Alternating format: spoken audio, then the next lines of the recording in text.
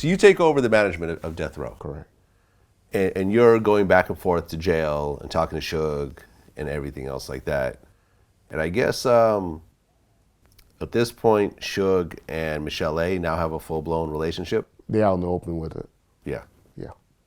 And I guess she's signing all the checks, or I guess she had a rubber stamp. She had a rubber stamp. She was a stamper. I was the one to create the checks through the company, what was needed with the bookkeeper, and then she would be the one that signs the checks. Okay. But at this point, Death Row is falling apart. Is it? Well, the artists are leaving. The artists are leaving because we no longer won them. We were selling them or getting rid of them. Right. No one left that were. Well, Dre's gone. Dre had left. Dre had already left. Dre had already left. Tupac gets killed. But he's still selling records. Still, yeah, Machiavelli comes out after his death. Machiavelli comes out. Until the End of Time comes out. Right. Still I Rise come out. We selling records. Selling records. Mm-hmm. Snoop goes to No Limit. Snoop was sold to No Limit for $4.5 million, and we still had a 5 or 7% override on anything he was doing with them. Okay, I see. And we did Dogfather, which did go platinum at least. Corrupt leaves. Corrupt was sent home. Corrupt was sent home prior to that because Corrupt had an incident with Death Row that we sent him home and thought it would be best for him to go home and be with his mother for a while. What was the incident? I don't want to talk about that. Okay. Daz is still around. Daz still around. Yeah. Was he like president of Death Row or something like that? Daz was my boy. Okay. What I meant by that, me and Daz were cool. Hanging out. We lived in the Marina City Club together. Yeah. He would come and wake me up every morning. He got a kick out of waking me up at 7, 8 o'clock in the morning, knocking on the door, coming in my house, smoking weed, trying to blow my house out because he knew I didn't drink or smoke or anything like that. And he just got a kick of doing that.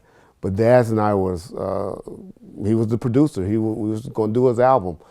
He was going to be the guy. He was Dre. He was going to be the one that put music together and all of that. He's a dope producer.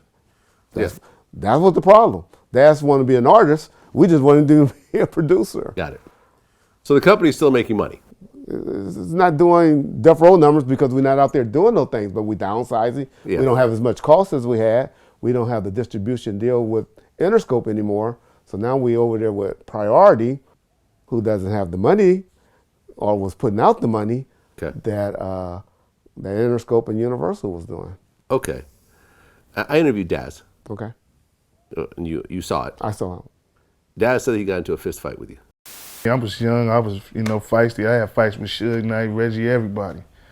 You know what I'm saying? And winning and slamming motherfuckers at a young age. You know what I'm saying? Well, you were having fist fights with Suge? All that shit, slamming his big ass. You know what I'm saying? What were the fights over? Money and other little shit and attitudes and, Me and Daz have never got into any fight or any altercation at all. At all? Only reason Daz and I have a problem is because I exposed that Daz's wife and Suge was having a relationship. Daz's wife and Suge were having a relationship? Correct. Okay. That's the only reason that Daz, I didn't know her Daz name is Maria. No, Daz married. Daz has 5 kids by this young lady. But Daz was upset behind that, and Daz, that's when he started tackling me. Okay, right, because he said that he mentioned an apartment building in Marina Del Rey. Marina City Club. He said that he came out to, I guess you were driving by, he came up to your window and pretended he had a 12 gauge and... Me and Daz never had any incident like that. And Daz and I personally have never had bad words towards each other in person with each other. Okay.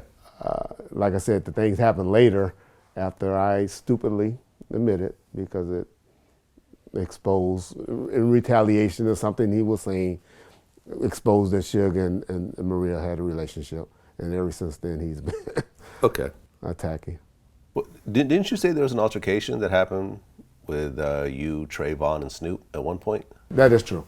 At the Universal Amp, this is when Snoop was assigned to, had been sold to Master P. We were there just to talk to Snoop because he was starting to diss Suge. And so I was just going to talk to Snoop to say, hey, why you dissing the homie? He's in jail. We let you go. We're making money off you still, but we sold you to them for $4.5 million, and we're letting you be with Master P and them. Why you throwing jabs at Suge? You need to leave it alone. And he was kind of high and mouthing it and all that time. And then that's when Trayvon stopped Snoop, and Snoop took off and ran.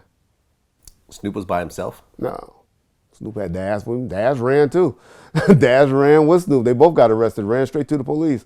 That's when they both, and you can look that up, they both got arrested for marijuana possession in their pockets. They both had marijuana on them. But no, he had all his dog pound friends with him. Daz also said that him and Suge got into fistfights. Another lie. You've never seen it? The Daz and Suge probably hadn't saw each other since he walked out of the visiting room crying because Suge told him he wasn't doing another album on him. He only wanted him to be a producer, but he doesn't look at him or need him as an artist.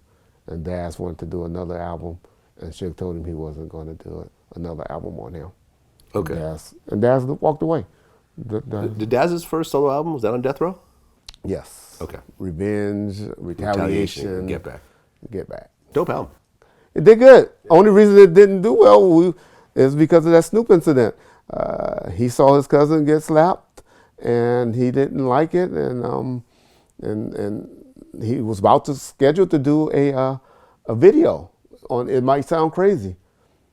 And after that, I told him, I'm doing it animated now, because he was mouthing off. And that's when I first did the animation video on that single. Yep. First person that did the animation.